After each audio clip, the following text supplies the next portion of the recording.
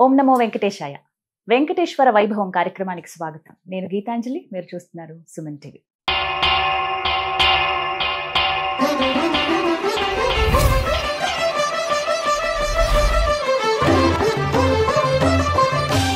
స్వామివారి లీలా విశేషాల గురించి తెలుసుకుంటున్నాం. ప్రత్యేకించి తిరుమలలో ఆయన వెలిసినప్పటి నుంచి, స్వయం వ్యక్తమైనప్పటి నుంచి ఎన్నో రకాలుగా స్వామి ఎంతో మంది భక్తులకు అనుగ్రహాన్ని ప్రసాదించారు. అయితే స్వామివారిని దర్శించుకునే భక్తులు చాలా మంది తలనీలాలు సమర్పిస్తూ ఉంటారు. అసలు వీటి వెనుక ఆంతర్యం ఏమిటి? ఎందుకు వెంకటేశ్వర స్వామి వారికి తలనీలాలు సమర్పిస్తారు? వాటి గురించి చాలా ప్రత్యేకతలు కూడా ఉన్నాయని అంటారు. ప్రతినిత్యం అండి దగ్గర దగ్గర వేల మంది భక్తులు ఖచ్చితంగా సమర్పిస్తారు తలనీలని చెబుతారు. వీటి గురించి పూర్తి విషయాలు తెలుసుకుందాం ఇవాల్టి కార్యక్రమంలో. వివరించేందుకు ప్రస్తుతం మనతో పాటు ఉన్నారు విశ్వపతి టీవీఆర్కే మూర్తి గురువు గారు. వారితో మాట్లాడదాం. గురుగారు నమస్కారం అండి.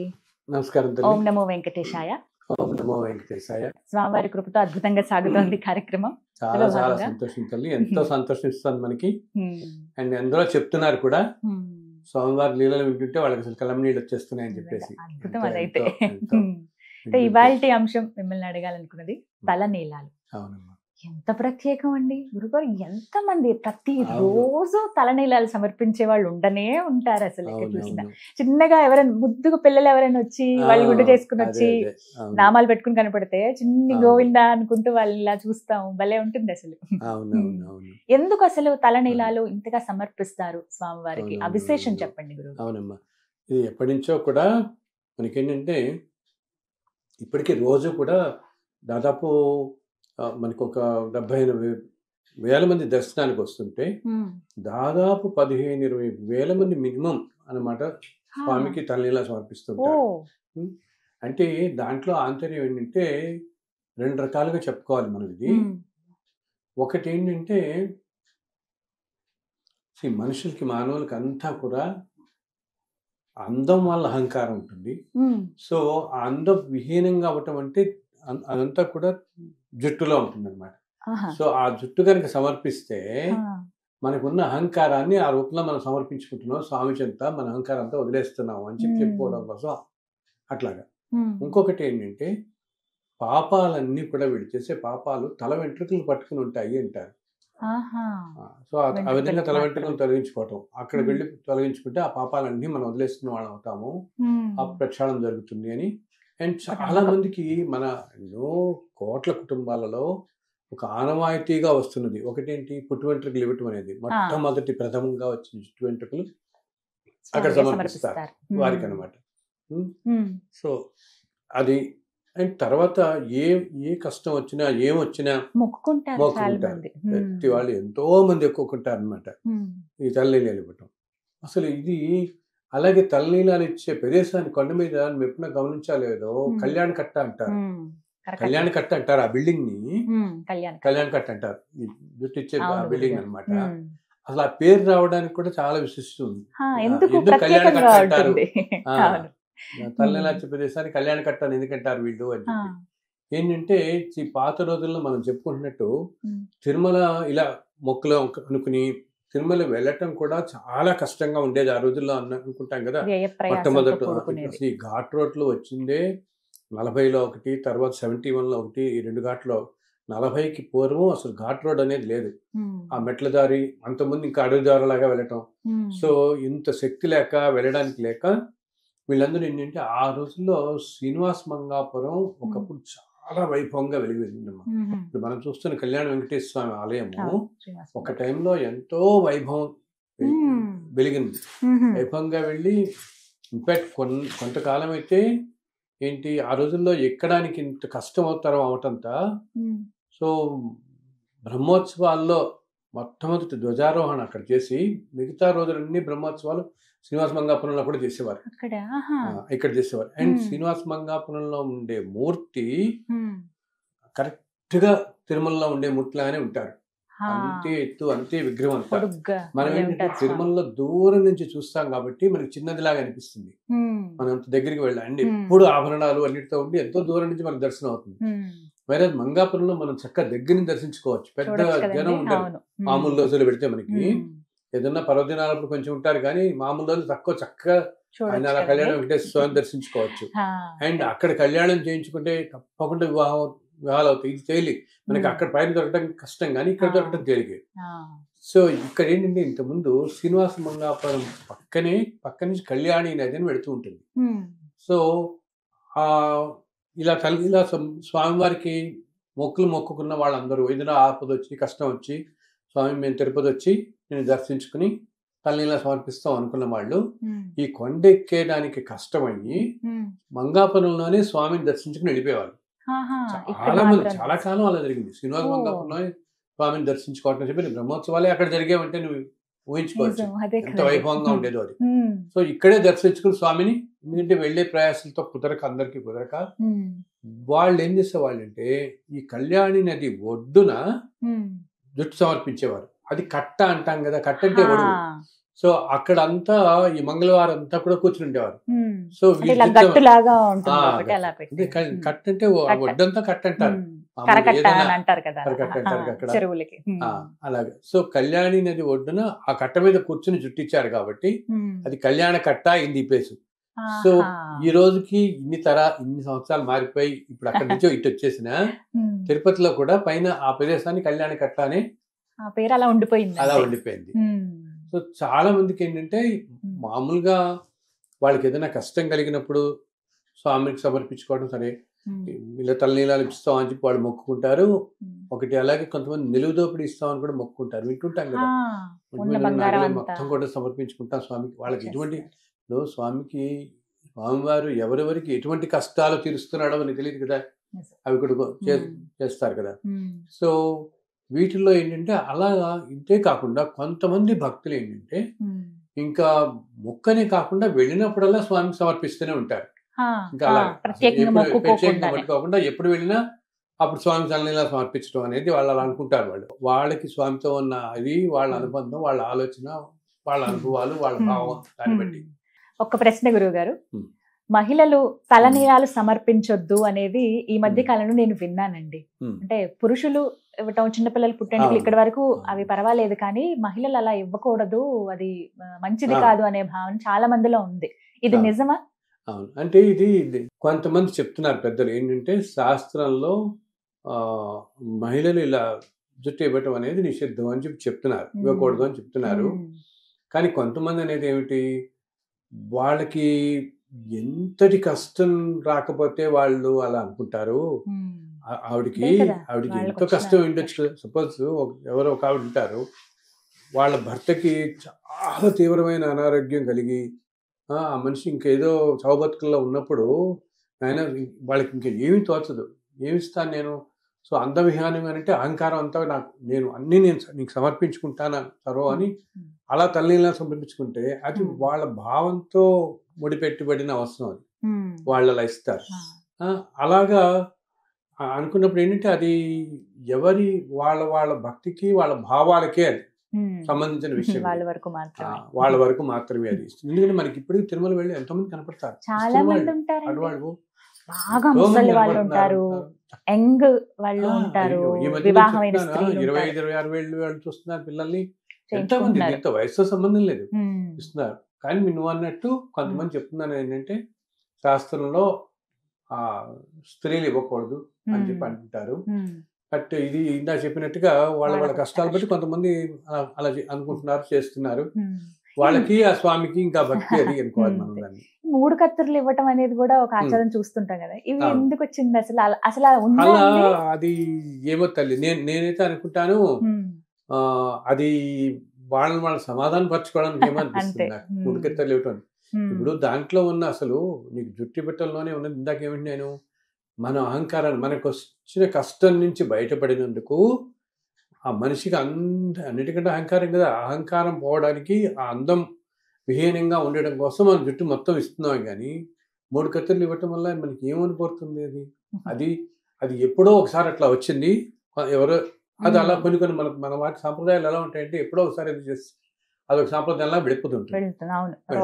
అది మన తృప్తి కోసం అని. కానీ నేను అనుకుంటాను నిజంగా ఏంటి ఎంతో కష్టం నుంచి బయటపడిన వాళ్ళు పూర్తిగా ఇవ్వటం అనేది వేరు, కానీ 3 కత్తర్లు అనేది ఏమో నాకు అది వాళ్ళ భావాలు బట్టి ఉంటుంది, భావాలు బట్టి. కానీ సమర్పించడం అనేది నిజంగా అదృష్టంగా భావిస్తారు చాలా మంది. మీరు ఇందాక అన్నట్టు గురువు గారు పుట్టు తప్పకుండా. వెంట్రుకలు అయితే ఇది ఖచ్చితంగా ముందే తప్పకుండా. మొక్కుకుంటారు. అవునవును.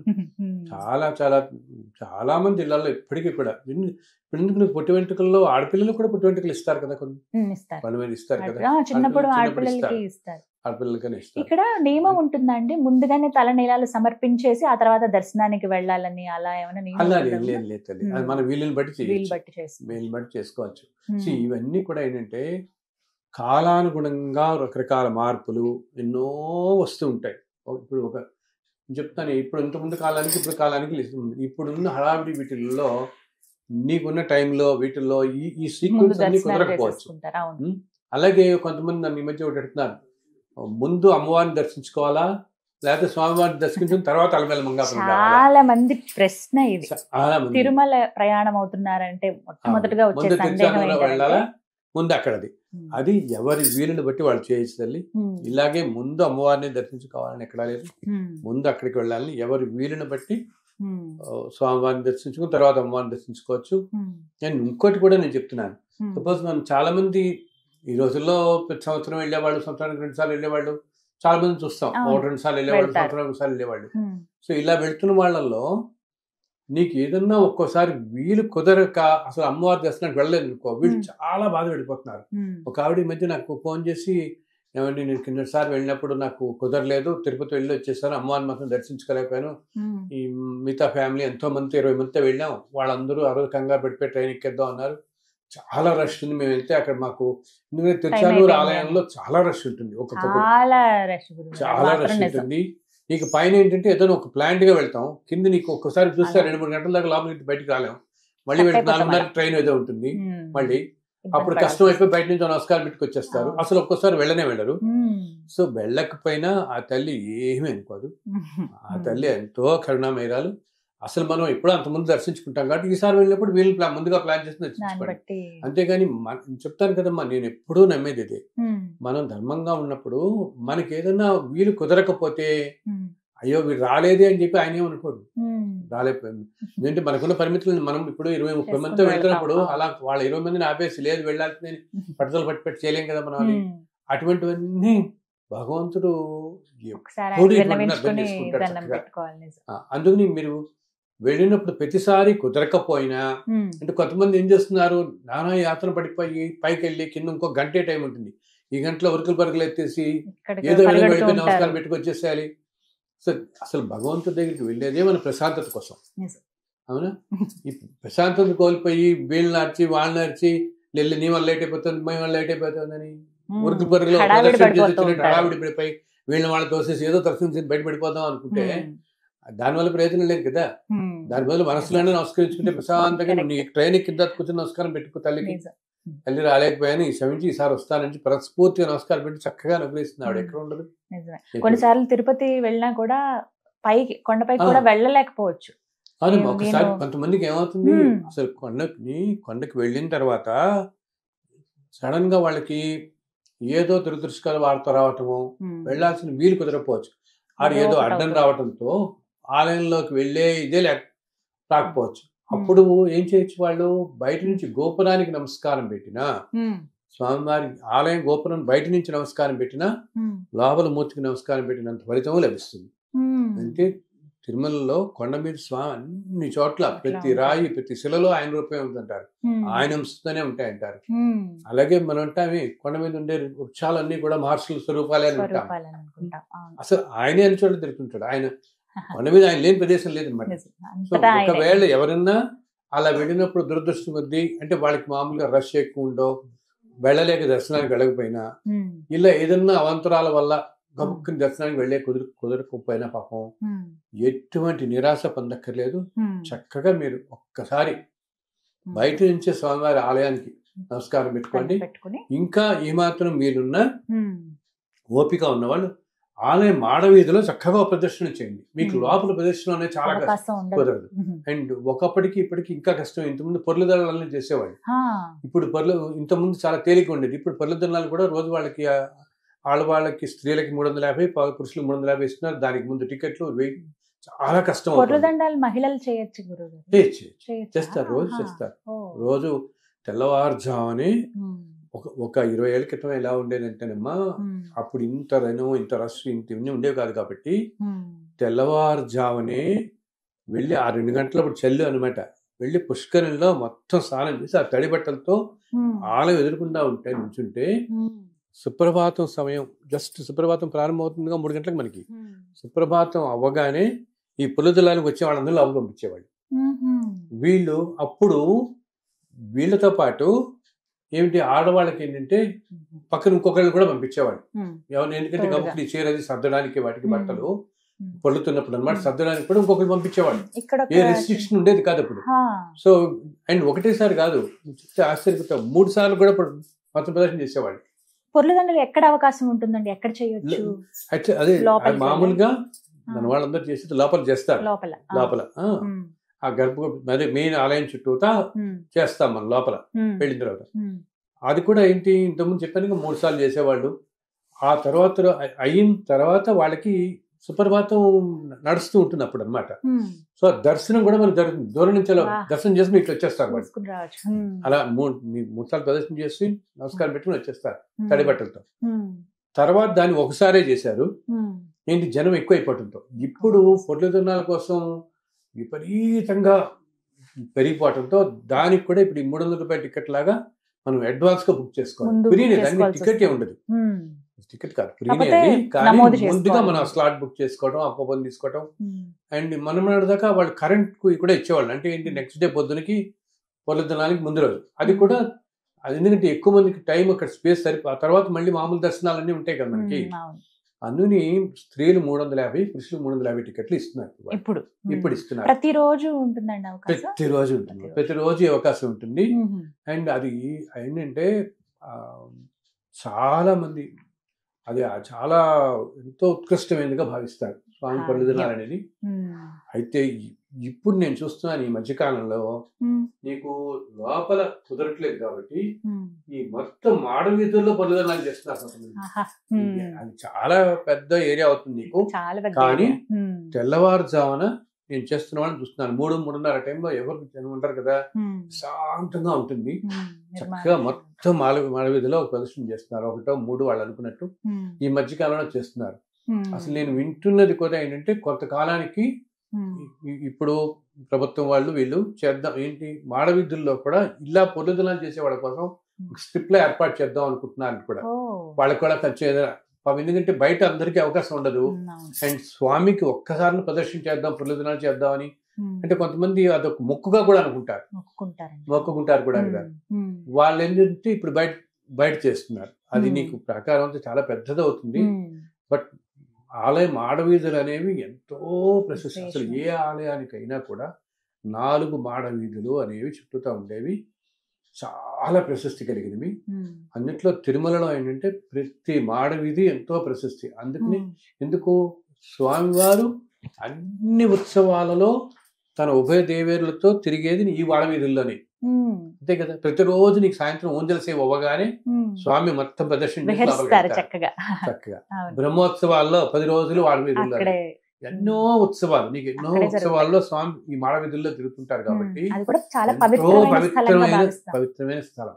అందుకనే మాడవీధుల్లో చెప్పులు వేసుకోకండి అని ఇప్పుడు ఎప్పుడో చెప్పేవాళ్ళు, ఇప్పుడు కంపల్సరీగా చేశారు. పాదరక్షలు ధరించకండి, ఎందుకు పాదరక్షలు ధరిస్తే మన ఆ శక్తిని గ్రహించలేమన్నమాట. అందుని మాడవీధుల్లో ఈ పొర్లదినాలు చేస్తే అసలు శరీరం ఎంతో ఉత్తేజం ఉంటుంది. ఎటువంటి ఎన్నో నేను చూసాను తల్లి, అనారోగ్యాల పైన వాళ్ళు ఏంటి మనం నేను వింటుంటాను, ఏంటి బైపాస్ సర్జరీస్ అయ్యింది మా ఇంట్లో వాళ్ళందరూ అన్నారండి అంటే వాళ్ళకి తెలియకుండా రాత్రి అలా కాటే తలుపు దగ్గరికి బయటకు వెళ్తే పొర్లదినాలు చేసేసిన వాళ్ళు ఉన్నారు. అయ్యేం పర్వాలేదు ఆయన చూసుకుంటాళ్ళే అని. మోకాళ్ళ నొప్పులు ఉన్న వాళ్ళు, నడిచెక్కేసిన వాళ్ళు. ఇదేంటంటే ఎప్పుడైతే పూర్తి విశ్వాసం ఆయన మీద పెడతామో అన్ని ఆయన చూసుకుంటాడు. ఏమి మనం దాంట్లో ఏం మాత్రం సంశయం లేదనమాట. ఎటువంటి అసలు వేద వైద్యుడు అంటారు, హరిని మించిన వైద్యుడు లేడు ఈ ప్రపంచంలో. ఆయన ఎటువంటి అనారోగ్యాలైనా తొలగిస్తాడు, ఎంతో శక్తినిస్తాడు మనకి. అందుకని నడిచెక్కటం ఒకటి, పొర్లదినాల్లో ఒకటి, అసలు కొండ మీద ఒక రోజు ఉండటం ఒకటి. నీకు దర్శనం చేసుకుని నేను చెప్తాను, వెంటనే పరిగెత్తుకు రాకండి బాబు, కాస్త ఉండండి, ఒక రోజు రాత్రి అన్నా ఉండండి. రాత్రి వేళల్లో ఉండే ఎనర్జీ చాలా పెద్ద ఎనర్జీ. ఎందుకు నాకు తెలిసిన ఎంతో మంది తల్లి ప్రతి నెల వెళ్ళి 3 రోజుల పాటు అక్కడే ఉంటారు, పడమే ఉంటారు. ఒకరోజు కొంతమంది ఏంటి దూరంగా వెళ్ళి ఆ ధ్యానం చేసుకుంటూ కూర్చుంటారు, కొంతమంది ఆ పుష్కరిణి ప్రాంతంలో ధ్యానం చేస్తూ కూర్చుంటారు. ఎందుకంటే ఆ కాస్మిక్ ఎనర్జీ అంత ఉంటుంది అనమాట. ఇన్ని కోట్ల సంవత్సరాలుగా ఇన్ని దేవతలు, సిద్ధులు, యోగులు, అండ్ ప్రతి రోజు నీకు అక్కడ స్వామిని అక్కడున్న మూర్తికి ఇన్ని అర్చనలు జరుగుతున్నాయి, ఇన్ని పూజలు జరుగుతున్నాయి కదా. అండ్ సంవత్సరం పొడుగునా నీకు ఎన్ని వసంతోత్సవాలు, పవిత్రోత్సవాలు ఇన్ని జరుగుతుంటాయి, మొత్తం బ్రహ్మోత్సవాలు. సో అంత శోభ సంతరించుకుని ఉంటుంది, అంత శక్తి ఉంటుంది. కాబట్టి వెళ్ళిన వాళ్ళు ఒక రోజున నిద్ర చేసి రండి అక్కడి నుంచి. అలాగే ఏదైనా పొరపాటున దర్శనం జరగకపోయినా చాలా మంది ఏమనుకుంటారంటే, అయ్యో నేను ఏదో పాపం చేస్తుంటాను, నాకు దర్శనం జరగట్లేదు, అలా ఎప్పుడు భావించద్దు. స్వామి వారికి మా మీద కోపం వచ్చింది అందుకనే దర్శనం ఇవ్వలేదు ఆయన అనే భావన చాలా మందిలో చూస్తూ ఉంటాం. ఎవరి మీద కోపం ఉండదు తల్లి, ఎవరి మీద. మనం అందరం అంటుంటాం అత్యంత కరుణామయుడవయ్యా నువ్వు అంటుంటాం అన్ని చోట్ల, ఎన్నో శ్లోకాల్లో ఎందరో కొలుస్తున్నది మొదటి నుంచి త్యాగరాజు దగ్గర నుంచి అందరు కొలిచి వచ్చింది. ఆయన నీ అంత కరుణామయుడు లేడు అనుకుంటానే. ఆయనకి ఎప్పుడు నేను చెప్పాను ఇందాక అన్నాను, మనకున్న లిమిటేషన్స్, మన కష్టాలు అన్ని ఆయన తెలిసినట్టుగా ఎవరికి తెలియదు కదా. అందుకని ఆయన అసలు ఏమనుకోడు, అయ్యో మీరు రాలేకపోయాడే పాపం అని అనుకుంటాడు తప్పితే అందుకు చక్కగా అనుగ్రహిస్తాడు నేను. అంతేగాని అయ్యో నేను ఏదో పాపం చేశాను అందుకు వెళ్ళి అలా ఆయనకి ఏదో కోపం వచ్చింది నా మీద. కోపం అనేది ఎప్పుడు వస్తుంది, నువ్వు ధర్మంగా లేకుండా ఏదైనా అన్యాయం పనులు చేస్తూ నువ్వు 10 మందిని కష్టపెడుతున్నావు, 100 మందిని కష్టపెడుతున్నావు, నువ్వు చేసే పనుల మీద 1000 మంది కష్టం జరుగుతుందో, అన్యాయం జరుగుతుందో, అటువంటి వాళ్ళ మీద కష్టం ఆయన కోపం వస్తుందేమో కానీ మామూలు వాళ్ళు ఎవరి మీద ఆయన కోపం తెచ్చుకోడు. మనకి అయ్యో పాపం ఇంకా మన అసక్తత చూసి ఏదో విధంగా మనకు సహాయం చేద్దామని చూస్తాడు, ఏదో రూపంలో వచ్చి. ఇంకా అద్భుతమైన దర్శనం కలుగుతుందేమో అంతే. ఇంకో అద్భుతంగా ఒక్కోసారి కొంతమంది అంటారు ఏంటి మేము ఈ బ్రేక్లు వీటన్నిటికంటే సామాన్యంగా వెళ్ళినప్పుడు బ్రహ్మాండం దర్శనం జరిగిందండి, అద్భుతమైన దర్శనం జరిగింది అని మాకు అంటుంటారు వాళ్ళు. సో చక్కటి దర్శనం, ఇంకోసారి చాలా బ్రహ్మాండం దర్శనం అనుగ్రహిస్తాడు మీకు ఆయన. అందుకే ఇదేదో నేను ఏదో తప్పు చేయటం వల్ల నాకు జరగట్లేదు అని ఇప్పుడు అనుకోకూడదు, అస్సలు అనుకోకూడదు. స్వామివారిని దర్శించుకోవడం కూడా ఒక పద్ధతి ప్రకారంగా దర్శించుకోవాలి. ముందుగా వరాహ స్వామివారిని చూసిన తర్వాతనే వెంకటేశ్వరుని దర్శనం చేసుకోవాలి అంటారు కదా గురువు. ఇది నియమం అండి ఖచ్చితంగా? అవునమ్మా, వీలున్నప్పుడల్లా, అంటే ప్రతిసారి ఇందా చెప్పాను ఈ హడావిడి వీటిల్లో కుదరకపోయినా మీరు సంవత్సరాల్లో 1-2 సార్లు వెళ్ళినప్పుడు అప్పుడప్పుడు వెళ్ళినప్పుడల్లా మొట్టమొదట అంటే స్వామి చెప్పింది ఏంటంటే, స్వామి కంటా ముందే వచ్చి వరాహస్వామి అక్కడ ఉన్నాడు కాబట్టి, అండ్ ఇద్దరు ఒకటే అంశరూపులు. సో వచ్చారు కాబట్టి ఆయన అంటాడనమాట, ప్రథమ దర్శనం ప్రథమ నైవేద్యం కూడా ఇప్పటికీ ఆలయ సాంప్రదాయంలో మొట్టమొదటి నైవేద్యం వరాహస్వామి దగ్గర పెట్టి తర్వాత ఆలయంలో తీసుకుంటారు. మొట్టమొదటి నైవేద్యం కూడా వరాహస్వామి. వరాహస్వామి మహాలక్ష్మితో ఉంటారు. సో అక్కడ సంప్రదాయం ఏంటంటే మామూలుగా ముందు వరాహస్వామిని దర్శించుకుని, అసలు ఇంకా చెప్పాలంటే ఒక శ్లోకాల్లో ఏమనుంటుంది, పుష్కరిణిలో స్నానం, స్వామి పుష్కరిణిలో స్నానం చేయటం, వరాహస్వామిని దర్శించుకోవటం, తర్వాత లోపల స్వామివారిని దర్శించుకోవడం, ప్రసాదం స్వీకరించడం, ఇవన్నీ త్రైలోక్యం దుర్లభం అంటారు. ఎంతో పుణ్యం ఉంటే గానీ ఇవన్నీ లభించటం. పుష్కరిణి స్నానం, వరాహస్వామిని దర్శించుకుని స్వామి దర్శనం కూడా కలిగి స్వామివారి ప్రసాదం కూడా స్వీకరించగలగటం అనేది త్రైలోక్యం దుర్లభం అని చెప్పి ఒక శ్లోకం ఉంటుంది. ఇది ఈ సీక్వెన్స్ పాత రోజుల్లో అందరూ పుష్కరిణిలో స్నానం చేసేవాడు భక్తులు. ఎందుకంటే పుష్కరిణిలో ఎంతో శక్తి ఉంటుంది తల్లి. ఆ పుష్కరిణిలో ఇందాక నేను విరజానది, ఆ విరజానది అంతర్వాహంగా ప్రవహిస్తుంది. తిరుమలలో ఉండే పుష్కరిణిలో కనుక స్నానం చేస్తే, తిరుమల ఉండే పుష్కరిణిలో యాక్చువల్లీ సరస్వతి దేవి నిక్షిప్తమై ఉంటుంది అక్కడ. సో సరస్వతి దేవికి స్వామివారు అనుగ్రహిస్తాడనమాట. పుష్కరిణిలో ప్రతి సంవత్సరం ఒక నెలలో ఆ రోజులో ఏంటంటే అప్పుడు ఆయన సరస్వతి దేవి ఉంటుంది, స్వామి నాకు అన్ని నదులకి పుష్కరాలు వస్తున్నాయి అండ్ ఎంతో మంది చేస్తున్నారు, ఇక్కడ నాకు మాత్రమే లేదంటే చెప్తాడు ఆయన, తల్లి నీకు ఒక వరం ఇస్తున్నాను నేను వైకుంఠంలో నుంచి ఇలా భూలోకంలో వెలిసినప్పుడు అక్కడ నా ఆలయ ఈశాన్య భాగంలో పుష్కరిణి రూపంలో నువ్వు వస్తావు, అండ్ ఇన్ని సంవత్సరం పొడుగుతా ఎంతో మంది ఇప్పుడు మనం గంగా నదిలో స్నానం చేసాం, కృష్ణా నదిలో పాపం పోగొట్టుకోవడం కోసం నది స్నానం అంటాం కదా మనం. సో ఇలా కోట్లాది మంది జనులు ఈ నదుల్లో స్నానాలు చేసి వాళ్ళ పాపాలు పోగొట్టుకున్నప్పుడు ఆ పాపాలన్నీ నదిలో చుట్టుకుంటాయి, ఈ గంగా కృష్ణ ఇవన్నీ. సో అందుకని నీకు ఎంత వరం ఇస్తున్నానంటే ఈ నదులన్నీ కూడా గంగా, గోదావరి, కృష్ణ ఇవన్నీ కూడా ఈ నదులన్నీ ఒక ఒక ఒక రోజునమాట సంవత్సరంలో, ఆ రోజు వచ్చి నీ పుష్కరంలోనే అవన్నీ కూడా స్నానం చేస్తాయంటారు. అంటే అవన్నీ కూడా కలుస్తాయి ఒక్కరోజు నీకు వచ్చి. ఎందుకు ఈ సంవత్సరం అంతా వీళ్ళందరూ ప్రజలందరూ చేసిన పాపాలను పోగొట్టుకోవడం కోసం ఆ నదులు అన్ని వచ్చి నీలో కలుస్తాయి. అంటే అంతటి పవిత్రత నీకు ఇస్తున్నాను అంటాడు. దాన్ని బట్టి ఎంత పవిత్రమో చూడు. స్వామి పుష్కరంలో స్నానం చేయటం అనేది అంత పవిత్రం అంటన్నమాట. సో ఎప్పుడన్నా వీలున్నప్పుడు, అందుకని పురాణాల్లో చెప్పబడింది పుష్కరంలో స్నానము, ఇవన్నీ వరాస్వామి దర్శనం, తర్వాత ప్రసాదం తీసుకోవడం. ఇంకా స్వామికి నివేదించింది ఏ ప్రసాదమైనా ఎంతో పవిత్రం అన్నమాట, ఎంతో శక్తివంతమైనది. సో వీలున్నప్పుడు అందరూ పుష్కరిణి స్నానం కూడా ఒకసారి కాదు ఒకసారి, నేను అదే చెప్తున్నాను, ప్రతిసారి మీరు కుదరకపోయినా ఎప్పుడన్నా వెళ్ళినప్పుడు ఒక్కసారి ఆ పుష్కరిణి స్నానం చేస్తే శరీరం అంతా ఎంతో పవిత్రం అవుతుంది, ఎంతో శక్తివంతం అవుతుంది అన్నమాట. చాలా ఇవి గ్రహించగలుగుతాం కూడా, మనం తప్పకుండా గ్రహించగలుగుతాం. చాలా చక్కగా వివరించారు గురువు గారు. నమో వెంకటేశాయ. ధన్యవాదాలు. చాలా సంతోషం తల్లి.